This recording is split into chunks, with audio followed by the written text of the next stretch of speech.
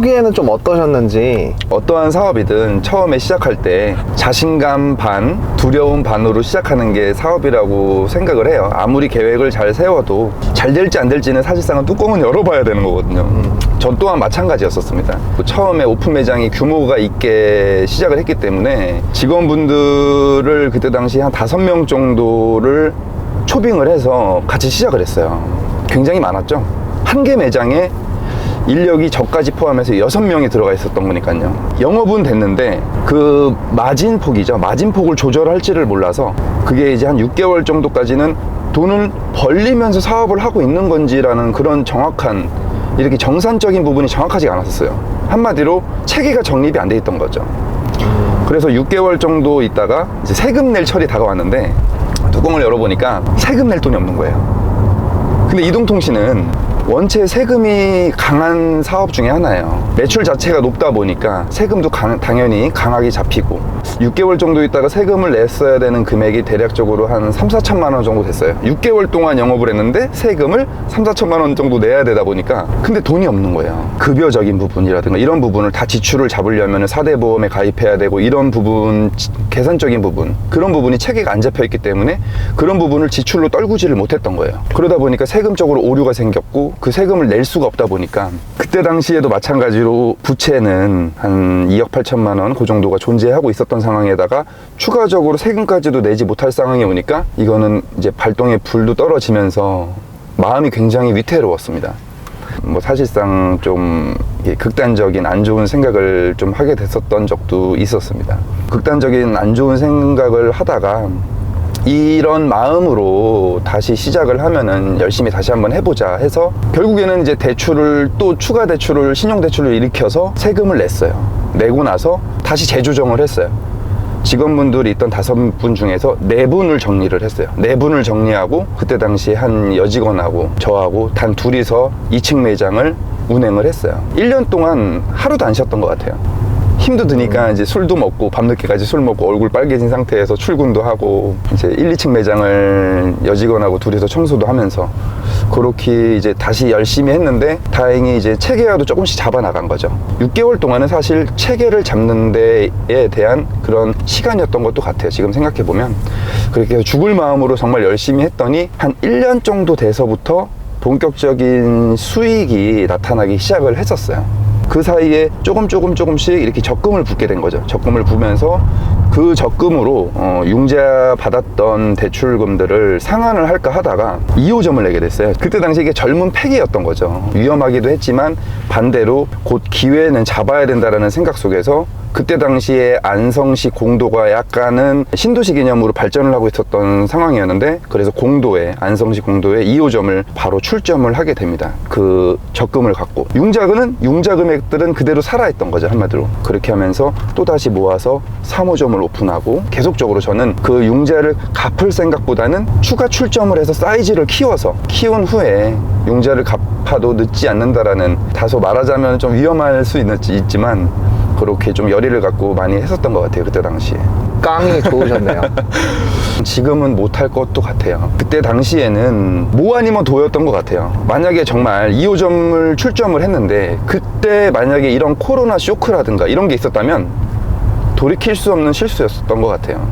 아마도 다 부도가 나고 매장은 매장대로 보증금도 찾지 못한 상태에서 나오고 융자는 융자대로 있고 그렇게 되면 아마 나락으로 가지 않았을까 그런 생각도 하게 됩니다.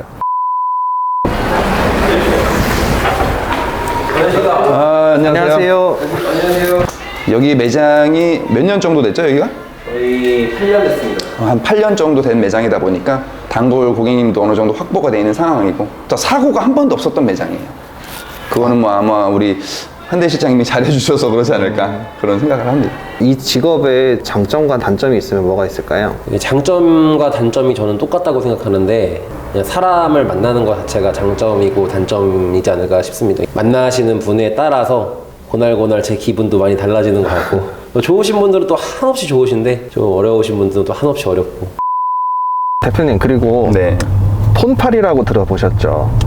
네, 잘 알죠. 핸드폰 매장을 하시는 분들에게 비하적인 발언을 하는데 그거에 대해서 어떻게 생각하시는지 좀 궁금했어요.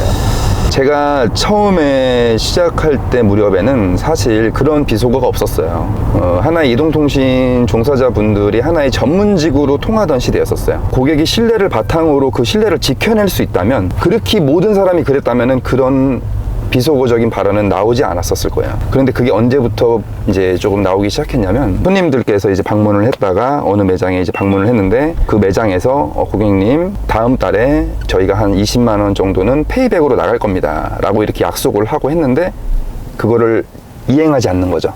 그런데 그게 한두 건에 불과하고 실수적이었다면 문제가 되지 않았겠지만, 고의적으로 하는 경우가 있어요. 조그맣게 사업자를 내서 아주 이제 골목 쪽이나 이제 뭐 이렇게 변두리 쪽에다가 매장을 하나 내놓고, 그거를 온라인을 통해서 영업을 쫙 뿌려놓고선 이 모델을 하면은 뭐 다음 달에 50만 원 송금해주겠다, 30만 원 송금해주겠다, 이렇게 약속을 다 해놓고 수백 대 정도 가량을 하게 된다면 그거를 약속을 이행해주면 아무 문제가 없는데, 그거를 약속을 이행하지 않는 겁니다, 결국엔. 그게 이 사회적으로 이슈가 된 적도 많았고요. 그러다 보니까 그렇게 돼서 폰팔이라는 그런 비속어가 탄생하게 된 거죠. 현재도 사실 이런 경우가 많습니다. 밴드에서 휴대폰을 알아봐서 SNS를 타고 들어가서 온라인에서 구매를 할 때, 가령 밴드의 첫 그 머리 글자가 예를 들어서 안녕하세요 이렇게 5글자가 써 있다면은, 그거는 50만 원을 준다라는 표현에 암호적으로 사용하는 밴드들도 있습니다. 그런데 그거를 믿고 실제로 처음에 개통을 하셨던 분들이 실제로 50만 원을 받았어요. 거기선 당연히 사기를 안 칩니다. 처음에는 초기 작업일 뿐이죠. 그럼 그분들이 실제로 50만 원을 받았기 때문에 자기 지인들을 타고선 영업을 하고 또 소개를 시켜주고, 이러다 보니까 개수가 많아지고, 그럼 어느 정도 물으러 익었을 때는 그걸 터쳐버리는 거죠. 그러고선 밴드랑 그 온라인 사업자는 폐업을 시켜버립니다. 그런데 여기서 문제가, 이제 고객님들께서는 이렇게 50만 원을 주기로 그렇게 글자가 5글자였기 때문에 50만 원을 주겠다 이렇게 약속을 했었기 때문에 소송을 겁니다. 근데 소송을 걸었을 때 그 어디에도 그 온라인 업체에서 50만 원을 주겠다라는 표현은 어디에서도 찾아볼 수가 없는 게 함정이에요. 그래서 소송에서 지게 됩니다, 결국에는. 이러는 사례가 굉장히 많았어요. 그거보다 더 심한 경우는 고객님들이 신분증을 보내야 되기 때문에 휴대폰을 개통해서 그 휴대폰 갖다가 요즘에는 온라인 상에서 전부 다 대출도 받을 수 있는 상황이기 때문에 굉장히 위험한 거죠, 사실. 물론 정확한 데도 있어요. 정확한 데도 있지만 그렇지 못한 데도 분명히 존재하기 때문에, 한마디로 그런 폰파리들이 존재하기 때문인 거죠.